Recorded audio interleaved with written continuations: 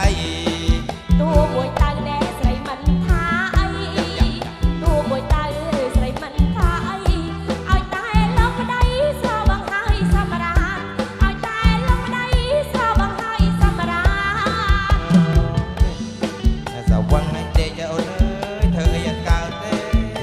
ណែណែអើវាល្មមឈប់ហើយខ្មាស់កូនខ្មាស់ចៅណាឯងបងដកមេបន្តិចក្បែរវត្តព្រោះថ្ងៃនេះចេញថ្ងៃនេះនឹងអស់អំបក់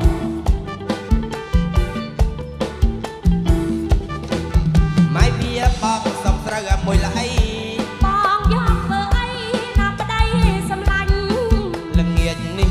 យើងមានមកហូបឆ្ងា